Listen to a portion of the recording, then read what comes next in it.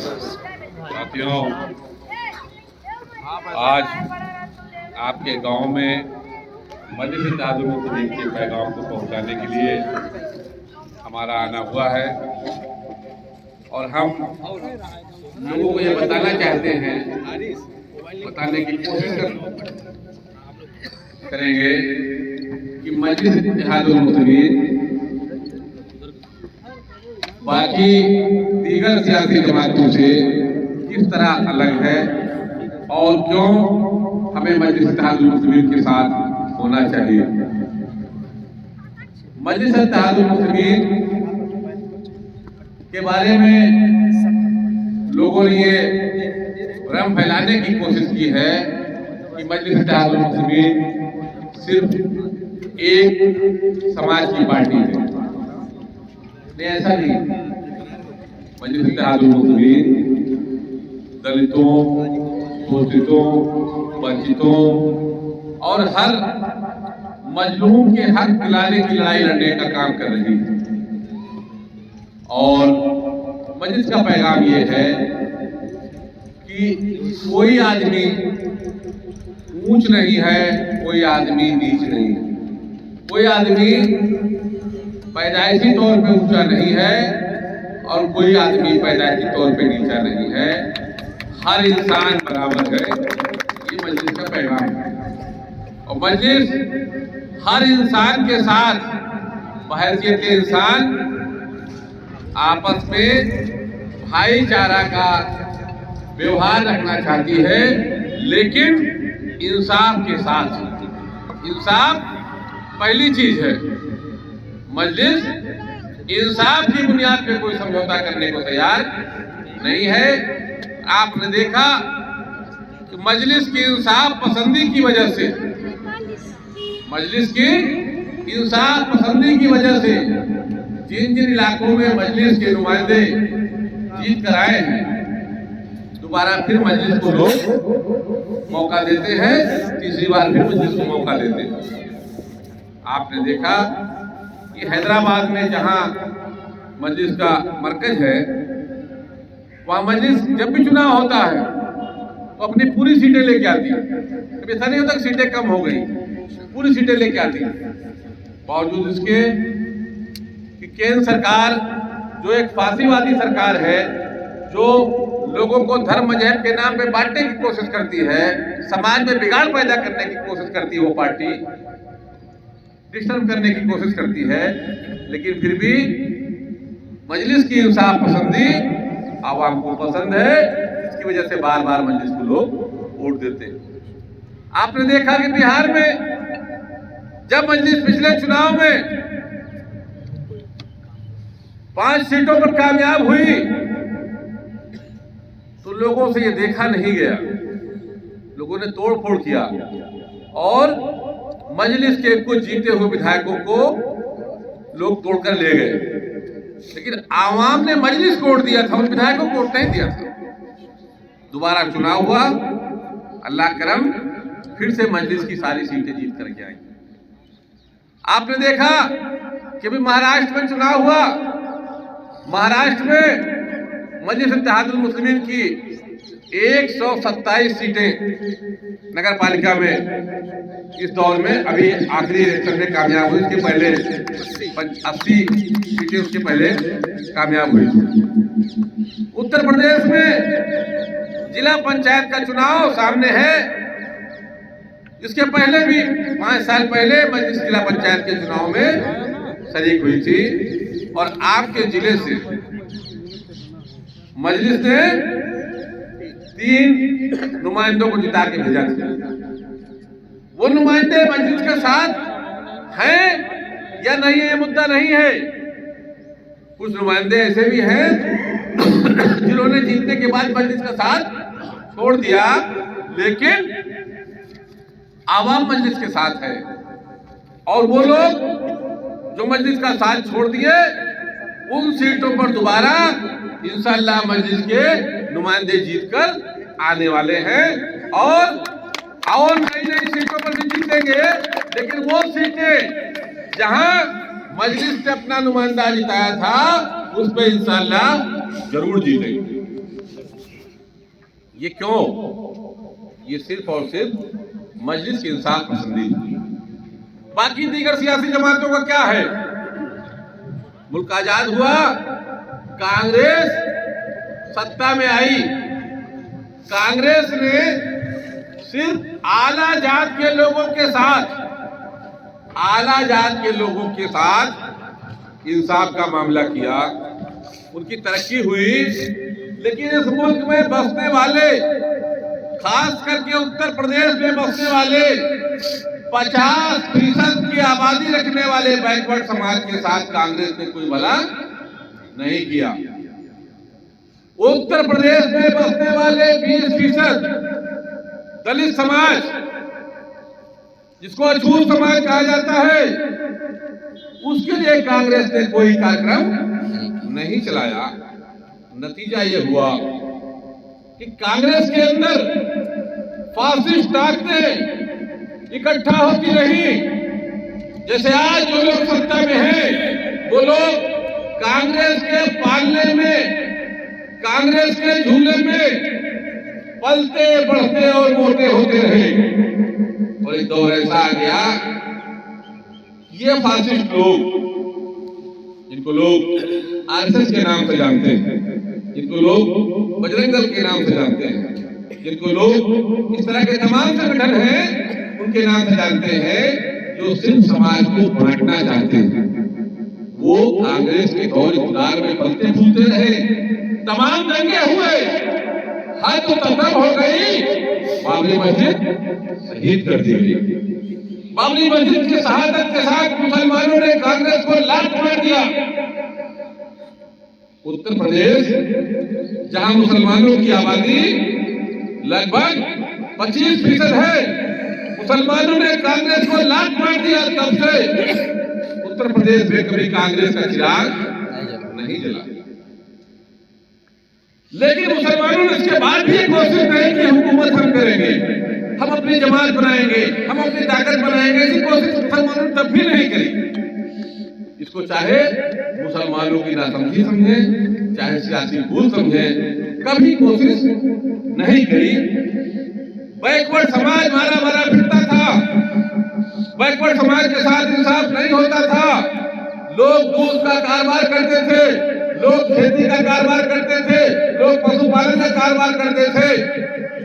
उनकी दशा बहुत दयनीय थी उस समय, क्योंकि लोग मुसलमानों को, कांग्रेस को छोड़ना था, विकल्प ढूंढ रहा था।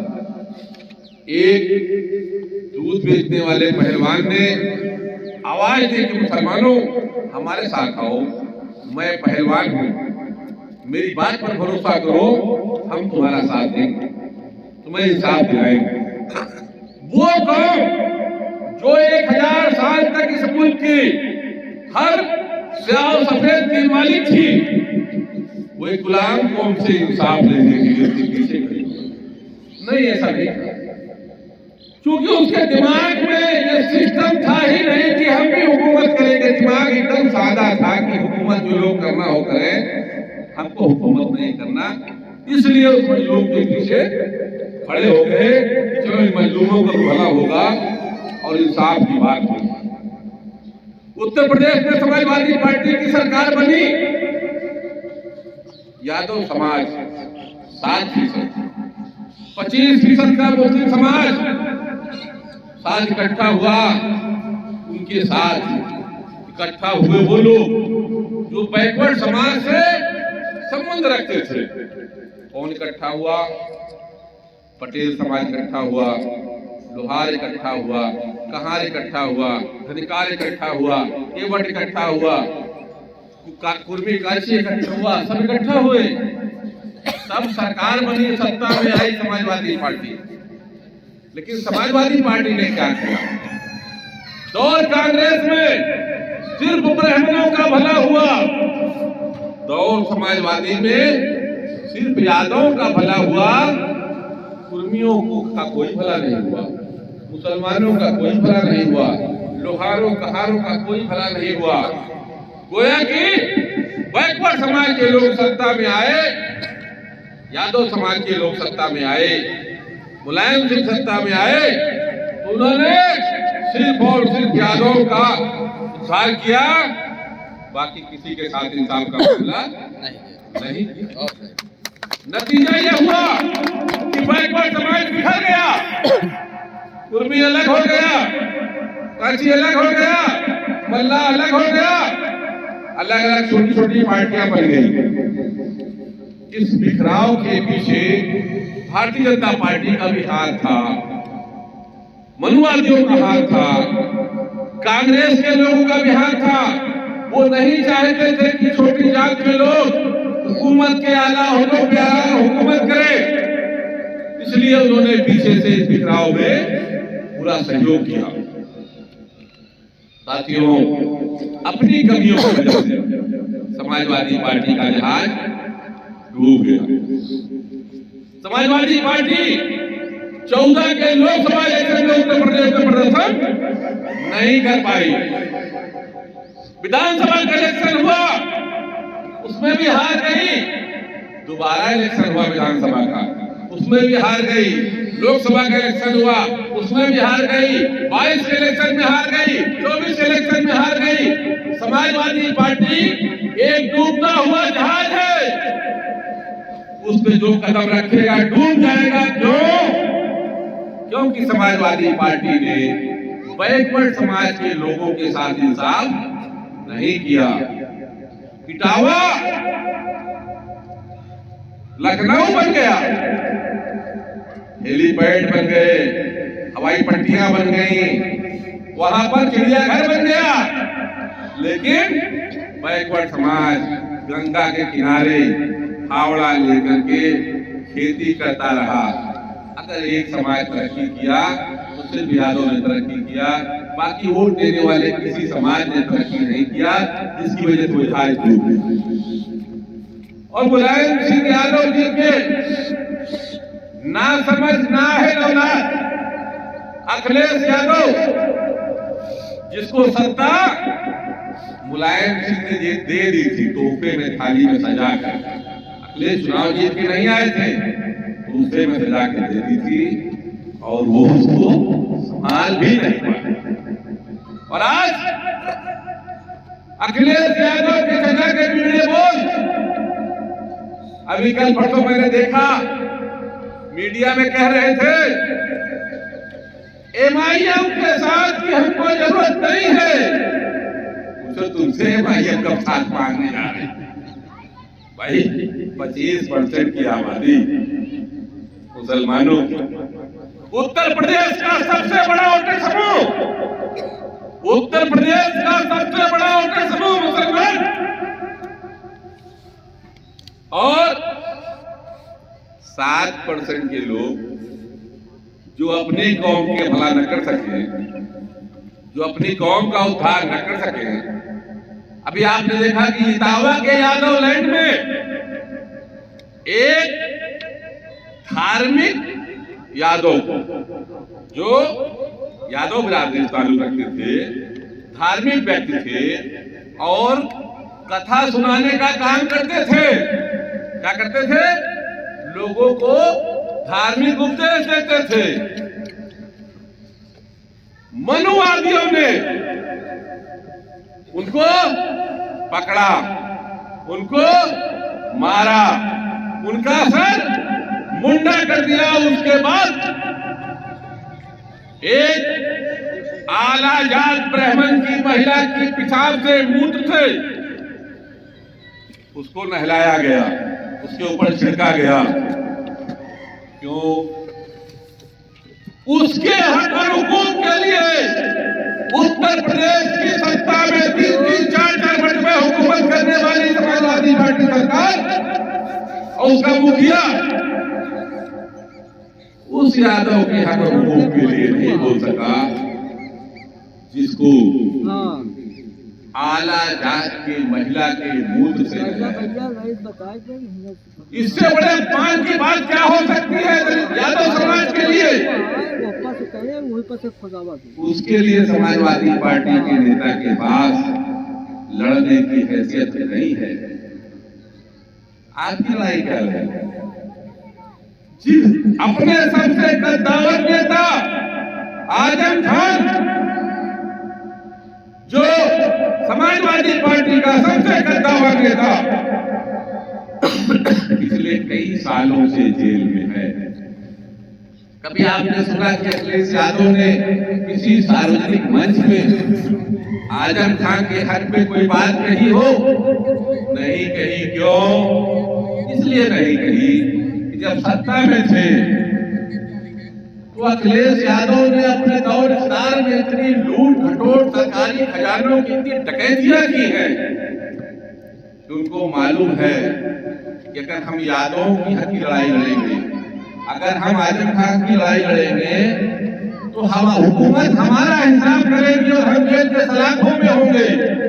इसलिए आपने देखा कि कभी कभी योगी जी को बुला के दावत को खिलाते रहते हैं ना, देखा होगा फोटो चलती है कि योगी जी को जाके दावत खिला रहे हैं। क्यों?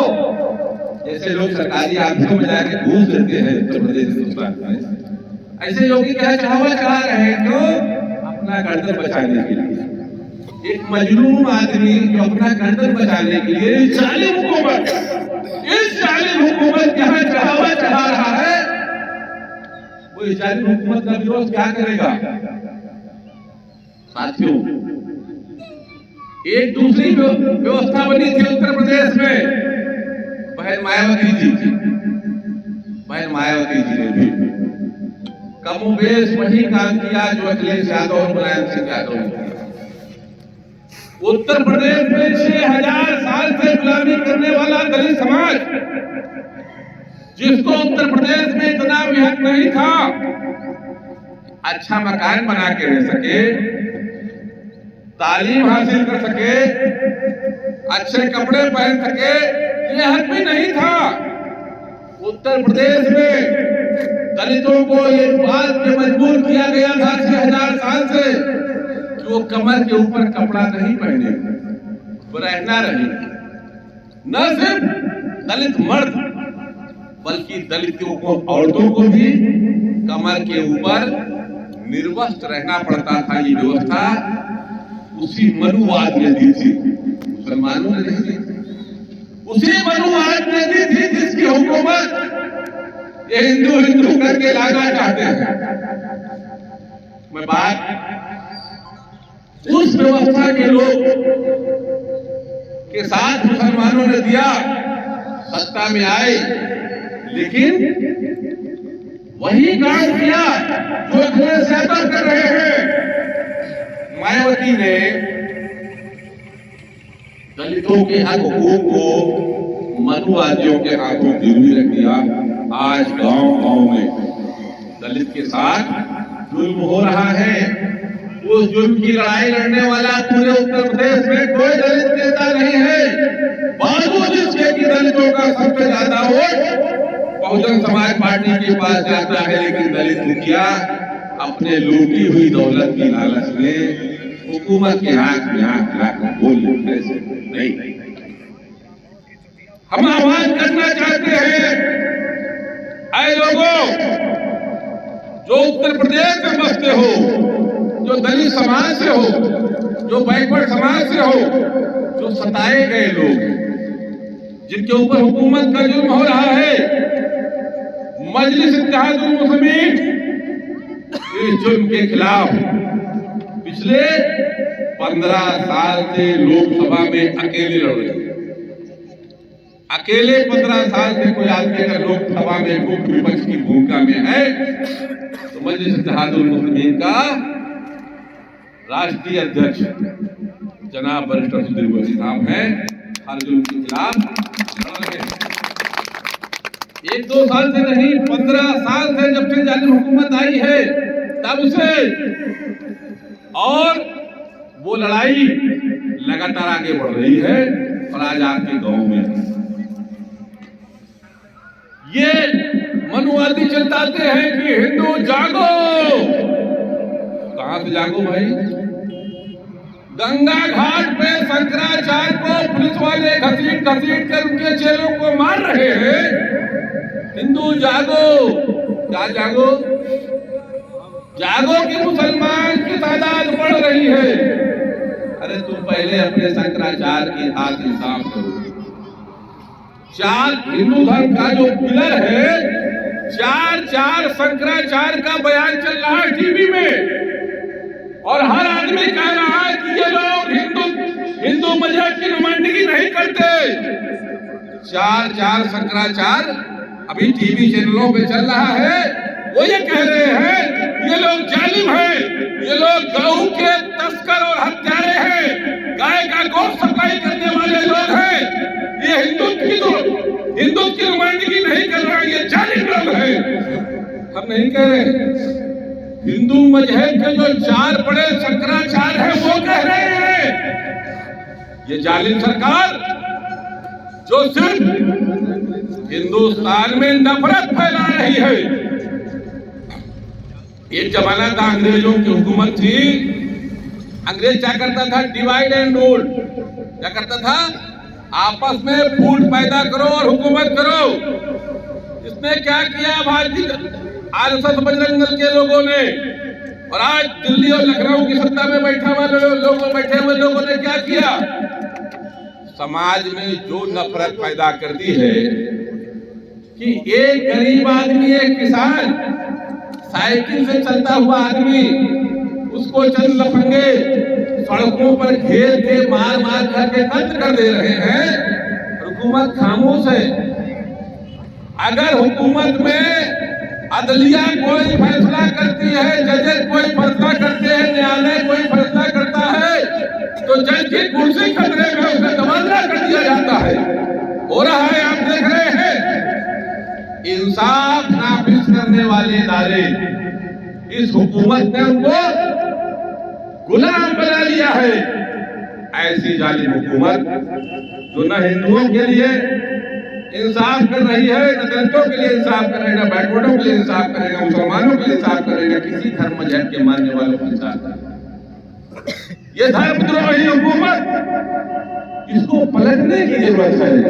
और उसके लिए देश के हर इंसान, हर समाज, हर जात के लोगों को, खास करके दलितों, बैकवर्डों, अल्पसंख्यकों और शोषित समाज के लोगों को जागने की जरूरत है। कहते हैं 80% अगर जाग गया, 80% बनता कहां है, 25% उत्तर प्रदेश में मुसलमान।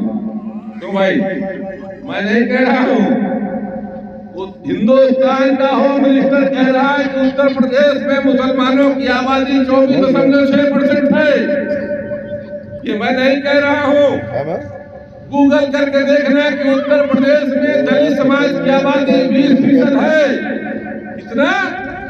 20% दलित समाज बसता है, जो अछूत के नाम से जाना जाता है। एक घर है और एक बाहर है, क्षत्रिय, ब्राह्मण, वैश्य और शूद्र, ये तो घर के अंदर है। अछूत दलित घर के बाहर है, इसके घर के अंदर कोई गिनती। दलित हिंदू मजहब का हिस्सा नहीं है, उसकी आबादी 20% है। 25% आपकी आबादी और 20% दलित की आबादी। ये 45% लोग घर से बाहर है, इनकी गिनती हिंदू मजहब में नहीं है। हिंदू मजहब में जितनी गिनती है उसका 50% से ज्यादा वो समाज है जिसको शूद्र कहते हैं। उस शूद्र में यादव भी आता है, लोहार भी आता है, कुम्हार भी आता है, कुर्मी भी आता है, कीमत भी आता है। वो शूद्र है, उसको कोई हिस्सा नहीं है, वो नौकर है और सेवा करने के लिए है। अगर वो धर्म पढ़ लिख करके धार्मिक बनना चाहेगा तो इटावा के यादव जैसा उसका हक होगा, आला जात की औरत की भूत से नहीं है। और अगर वो सुर्खी रखा करके धार्मिक बनने की कोशिश करेगा तो रीवा के ब्राह्मण जैसा, रीवा के यादव जैसा उसका हाल होगा। उसकी सुर्खी उस प्रदेश में उखाड़ी गई जिसका मुखिया कौन है? मोहन यादव है। यादव नहीं है, यादव नाम का गुलाम है। जैसे उत्तर प्रदेश की लोग, जैसे काशीराम जी कहते थे ना कि लोकसभा में जो दलित मेंबर जीत के जाता है वो दलितों का नुमाइंदा नहीं है, वो दलितों का नाम का आदमी है और मनुवादियों का गुलाम है। वैसे मध्य प्रदेश का मुख्यमंत्री भले उसके नाम के साथ यादव लिखा हुआ है, मध्य प्रदेश में एक यादव जिसका अपराध से फिक्र है, बेचारा धार्मिक था, उसने अपने आप को और सागर से मुक्ति के लिए जो रास्ता अपनाया उसने चुटकी रख ली। इसे चुटिया कहते हैं, जिसे चुटकी कहते हैं, जिसे कुछ लोग अलग अलग लोग कहते हैं। उसने जटा रख ली। आला जात के लोगों ने कहा, अरे ये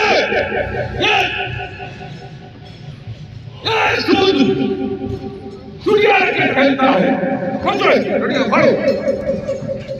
की चुटिया उखाड़ लिया। गुनाह क्या था? अगर ये आज चुटिया रखी है तो कल कथा भी सुनाए, तो फिर उसको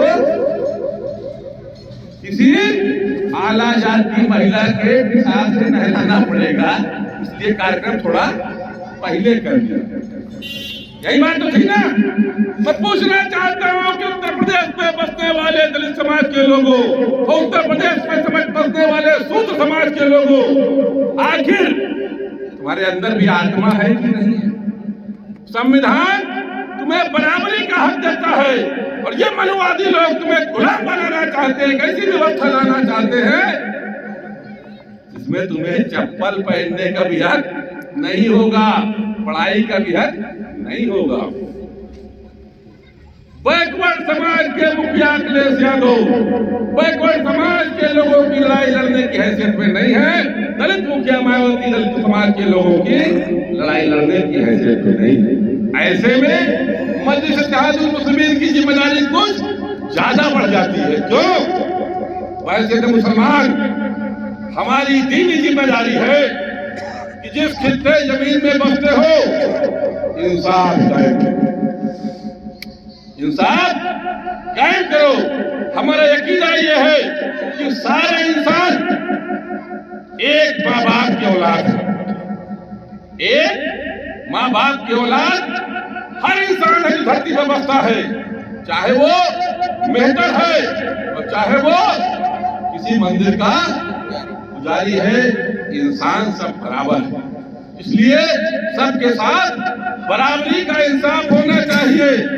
इस लड़ाई को लेकर के मजलिस इत्तेहादुल मुस्लिमीन मैदान में है और दावत देती है कि दलित समाज के लोगों, तुम्हारे साथ 6000 साल जुल्म हुआ, जुल्म से अगर तुमको नजात मिली तो जुल्म की नजात दिलाने वाले मुसलमान थे। अगर मुसलमानों ने बाबा साहब अंबेडकर को, एक मुस्लिम लोकसभा सांसद को इस्तीफा दिला करके दोबारा वहां चुनाव न लड़ाया होता तो पूना से मनुवादी बाबा साहब को हरा चुके थे। कभी संविधान सभा में नहीं पहुंचते अगर मुसलमानों ने लाठी डंडा और पैसे का साथ रख दिया होता तो मानवर काशीराम का आंदोलन उत्तर प्रदेश में कभी कामयाब नहीं होता। आज फिर तुम गुलाम बनाए जा रहे हो। मजलिस इत्तेहादुल मुस्लिमीन का छाता का झंडा तुम्हें प्रोटेक्शन देने, हिफाजत देने की गारंटी देता। ऐ दलित समाज के लोगों, आओ मजलिस इत्तेहादुल मुस्लिमीन के झंडे के नीचे खड़े हो जाओ। ऐ दलित समाज के लोगों, आओ मजलिस इत्तेहादुल मुस्लिमीन के झंडे के नीचे खड़े हो जाओ। मजलिस इत्तेहादुल मुस्लिमीन तुम्हारे हक और हुकूक की हिफाजत की गारंटी देती है। नहीं आओगे तो ये मनुवादी लोग फिर जीतेंगे और बहुत जुल्म करेंगे तुम्हारे साथ। इसलिए दलित समाज के लोगों, अपनी भलाई के लिए मजलिस के छाते के नीचे आ जाओ। अपने प्रोटेक्शन के लिए, अपने हिफाजत के लिए मजलिस के झंडे के नीचे आ जाओ। दावत देते हैं इस मंच से आपको। और उत्तर प्रदेश में बसने वाले हैं शूद्र समाज के लोगों, उत्तर प्रदेश में बसने वाले शूद्र समाज के लोगों, मजलिस इत्तेहादुल मुस्लिमीन का झंडा पकड़ लो। मजलिस इत्तेहादुल मुस्लिमीन के झंडे के नीचे आओ। मजलिस इत्तेहादुल मुस्लिमीन तुम्हारे हक और हुकूक की हिफाजत की गारंटी देती है। नहीं आओगे तो ये मनुवादी जीत जाएंगे, भारतीय जनता पार्टी जीत जाएगी और इटावा के यादव लैंड के यादव कथावाचक जैसा हाल तुम्हारा होगा। इसलिए विशेष करके यादव समाज के लोगों से कहना चाहता हूं, अखिलेश यादव इस हैसियत में नहीं है कि तुम्हारी हिफाजत कर सके। आओ मजलिस के झंडे के नीचे आओ।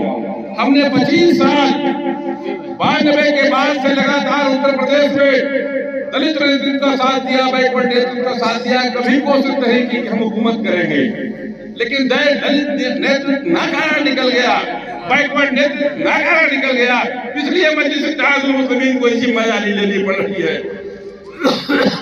आ जाओ मजलिस के झंडे के नीचे, वरना बीजेपी जीतेगी, बहुत मारे जाओगे। मजलिस इत्तेहादुल मुस्लिमीन हर चुनाव में, विधानसभा में, लोकल बॉडी के चुनाव में, जिला पंचायत के चुनाव में, हर चुनाव में अपना नुमाइंदा उतारेगी। और न सिर्फ अपना नुमाइंदा उतारेगी, बल्कि हम दलित नुमाइंदों को भी मौका देंगे, बैकवर्ड नुमाइंदों को मौका देंगे और सबके साथ इंसाफ के साथ होगा। सबको बराबरी की हिस्सेदारी दी जाएगी। आओ मजलिस के झंडे के नीचे। और इस जालिम हुकूमत, इस फासिस्ट हुकूमत जो सही के हिंदू हैं, जिसके बारे में हिंदुओं के 4 बड़े सरकार कह रहे हैं कि लोग जालिम हैं, इनका हिंदू मजहब से कोई ताल्लुक नहीं, ये लोग गाय के गोद के व्यापारी हैं, इनका हिंदू मजहब से कोई ताल्लुक नहीं है। ऐसे जालिमों को सत्ता से भगाओ। जिस तरह अंग्रेजों को हिंदुस्तान की सत्ता से भगाने का काम किया था, उस तरह इन जालिमों की सत्ता को उखाड़ कर फेंकने का काम करो। जिंदाबाद जिंदाबाद असादुल वैसी साहब जिंदाबाद जिंदाबाद जिंदाबाद जिंदाबाद। जमहूरियत में सर गिने जाते हैं। जो लोग हुकूमत में हैं उनकी आबादी मात्र 14-15% है। मानव कादियान जी कहा करते थे 15 और 85, ये 14-15% दो। दलितों, बैकवर्डों, तुम्हें बेवकूफ बना करके हुकूमत कर रहे हैं। सरकारी नौकरियां बंद हो गई, तुमको 5 किलो राशन दे रहे हैं जिंदा रहने के लिए। बताओ इस मुल्क की इतनी खराब हालत कब थी?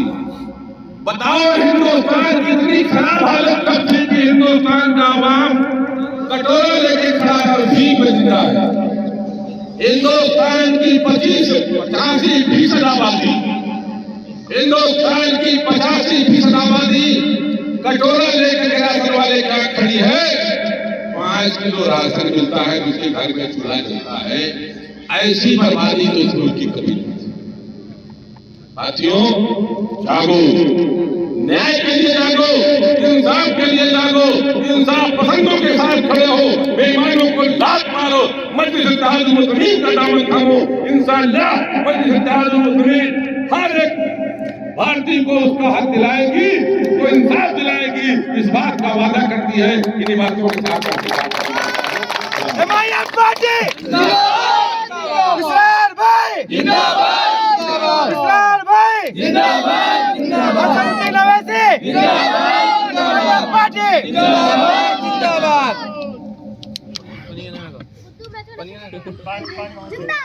पानी दे दे। 32 मिनट टाइम बंद करो।